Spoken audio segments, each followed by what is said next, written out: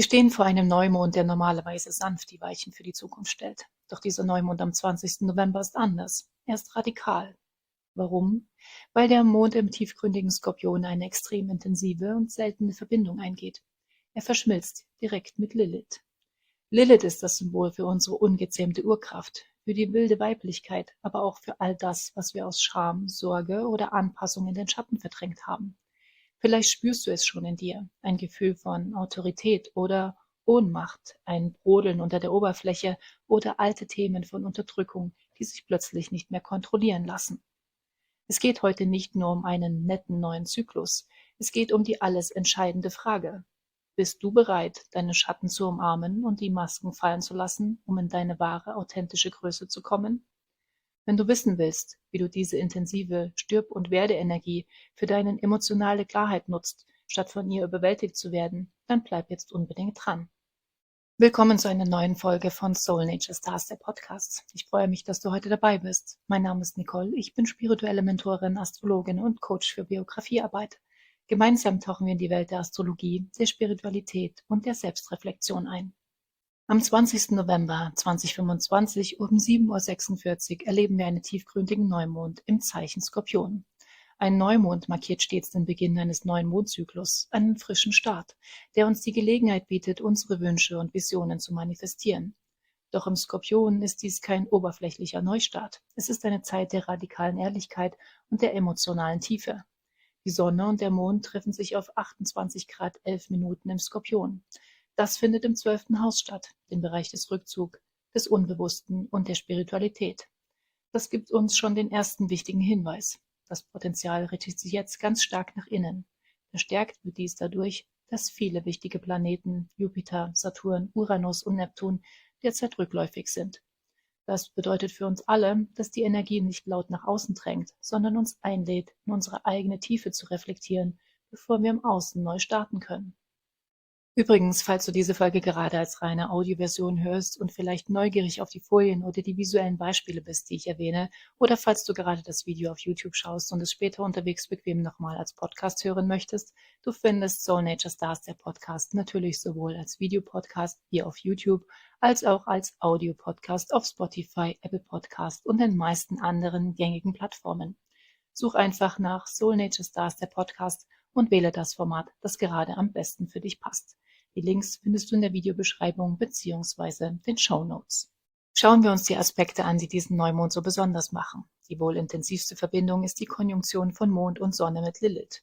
Lilith symbolisiert in der Astrologie archetypisch das wilde, ungezähmte Weibliche, aber auch die Themen Unterdrückung, Ausgrenzung und Schattenthemen. Wenn das Licht des Neumonds auf Lilith trifft, begegnet das Tiefe und Verborgene dem Bewusstsein. Es geht um Themen wie Autorität und Ohnmacht. Vielleicht spürst du jetzt besonders stark, wo du dich in deinem Leben machtlos fühlst oder wo du dich manipulieren lässt. Lilith lädt uns ein, authentisch zu sein und unsere innere Autorität nicht länger zu unterdrücken, auch wenn das bedeutet, unbequem zu sein. Gleichzeitig steht der Mond in Konjunktion mit Merkur. Das symbolisiert einen sehr regen Geist und verleiht uns eine enorme Spürnase. Wir wollen den Dingen auf den Grund gehen. Verstand und Gefühl arbeiten hier eng zusammen, was großartig für tiefe Gespräche ist. Hier dürfen wir nur achtsam sein, dass wir uns nicht zu sehr in egozentrische Betrachtungen verstricken, sondern offen für den Austausch bleiben. Eine ganz andere Dynamik bringt die Opposition zu Uranus im Stier. Das ist der Spannungsaspekt in diesem Horoskop. Uranus steht symbolisch für den Rebellen, der nach Freiheit schreit, während der Skorpionmond festhalten und tief binden will, fordert Uranus Unabhängigkeit. Das kann sich als innere Unruhe, plötzliche Stimmungsschwankungen oder Reizbarkeit zeigen, besonders in engen Beziehungen. Es ist der klassische Konflikt zwischen dem Wunsch nach Nähe und der Sehnsucht nach Freiheit. Hier gilt es, flexibel zu bleiben und Widerstände nicht zu starr zu blockieren, sondern als Chance für einen Durchbruch zu sehen. Doch das Universum schenkt uns auch wunderbare harmonische Aspekte. Wir sehen ein großes blaues Wasserdreieck aus Jupiter, Saturn, Neptun und den Neumond gespannt. Wasser steht für Gefühle, Intuition und Empathie. Das ist eine sehr fließende Konstellation. Der Mond im harmonischen Aspekt zu Jupiter und Saturn schenkt uns das Potenzial, unsere Gefühle mit unseren Werten in Einklang zu bringen und stabile Strukturen für unsere Visionen zu schaffen. Besonders der Aspekt zu Neptun verstärkt unsere Intuition, unsere Träume und unsere Sensibilität. Die Herausforderung ist hier, nicht in einer Traumwelt zu versinken oder notwendige Veränderungen aus Bequemlichkeit aufzuschieben. Die Energie fließt leicht, aber wir müssen sie aktiv nutzen, um die Früchte auch wirklich zu ernten. Hier dürfen wir nun achtsam sein. Ein solches Talent zeigt eine Fülle an Fähigkeiten an, kann aber auch dazu verleiten, sich auf diesen Talenten auszuruhen. Die Einladung ist es, diese Gaben, Intuition, Mitgefühl, Kreativität aktiv einzusetzen und nicht aus Bequemlichkeit ungenutzt zu lassen. Wen betrifft dieser Neumond besonders? Da er auf 28 Grad Skorpion stattfindet, spüren die fixen Zeichen diese Energie oft intensiv, also Stier, Skorpion, Löwe und Wassermann. Aber da dieser Neumond in enger Verbindung zum Aszendenten im Schützen steht, sind auch die veränderlichen Zeichen stark angesprochen: Schütze, Zwillinge, Jungfrau und Fische.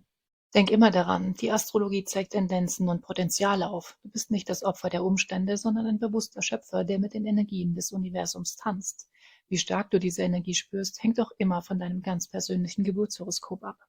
Um diese Zeitqualität bewusst für dich zu nutzen, lade ich dich zur Reflexion ein. Lass diese Fragen einfach auf dich wirken. In welchen Situationen in deinem Leben fühlst du dich eigentlich machtlos oder unterdrückt? Gibt es Momente, in denen du deine eigene Meinung zurückhältst, nur um den Frieden zu wahren oder Erwartungen zu erfüllen? Spürst du vielleicht einen Erwartungsdruck, der gar nicht deiner ist? Der Skorpion fragt auch nach unseren Bindungen. Wo klammerst du vielleicht zu sehr aus Sorge vor Verlust? Oder wo bist du im Gegenteil zu bindungsschwach und flüchtest, sobald es ernst wird? Und ganz wichtig bei der Uranus-Spannung: Wo bist du in deinem Leben nicht wandlungsfähig? Wo darfst du dich mehr für Veränderung öffnen? Die Ehrlichkeit zu diesen Fragen ist der Schlüssel, um Manipulation zu erkennen und in dein Potenzial zu kommen. Um dich in dieser intensiven Zeit energetisch zu unterstützen, können wir uns mit Symbolen aus der Natur verbinden. Werbung. Auf der Ebene der Kristalle steht der Obsidian traditionell für Schutz und wird oft genutzt, um bei der Schattenarbeit zu begleiten. Auch der Malarit gilt als Stein, der symbolisch für Transformation und das Aufbrechen alter Muster steht. Bei den ätherischen Ölen wird Patchouli traditionell eine erdende Qualität nachgesagt, die uns hilft, uns mit unserer Sinnlichkeit zu verbinden. Ein schöner Ausgleich zur kopflastigen Uranus-Energie. Auch Ylang-Ylang wird oft verwendet, um eine Atmosphäre der Entspannung zu schaffen und sich für die weiche Seite der Lilith-Energie zu öffnen. Da wir einen Neumond haben, ist dies der perfekte Zeitpunkt für ein Manifestationsritual. Da die Energie aber durch das 12. Haus und die Rückläufigkeit so stark nach innen gerichtet ist, gestalten wir das etwas anders. Nimm dir am Vorabend oder Abend des Neumonds Zeit für dich allein. Zünde eine Kerze an. Bevor du deine neuen Wünsche aufschreibst, ist es bei Skorpionenergie wichtig, erst einmal Platz zu schaffen. Schreibe auf einen Zettel alles, was symbolisch sterben darf. Alte Denkmuster, Machtspiele, Zweifel. Verbrenne diesen Zettel sicher in einer feuerfesten Schale. Erst wenn diese Energie transformiert ist, nimmst du dein Journal zur Hand und formulierst deine Vision für den neuen Zyklus. Konzentriere dich dabei auf das Gefühl der Selbstermächtigung und der inneren Freiheit. Dieser Neumond im Skorpion ist eine intensive Einladung, uns unseren emotionalen Tiefen zu stellen und die notwendigen Schritte für einen echten, authentischen Neuanfang zu unternehmen. Danke, dass du heute dabei warst und mit mir die Energien des Skorpion-Neumonds erkundet hast. In den Shownotes findest du Werbung, Links zu einigen Produkten und Ressourcen, die dich begleiten können. Abonniere diesen Podcast, aktiviere die Glocke und teile ihn mit Menschen, die ebenfalls von diesen kraftvollen Impulsen profitieren könnten. Ich freue mich auf den Austausch mit dir in den Kommentaren. Wie hast du die aktuelle Zeitqualität wahrgenommen? Welche Gedanken oder Impulse nimmst du aus der Folge mit? Bis zur nächsten Folge. Alles Liebe.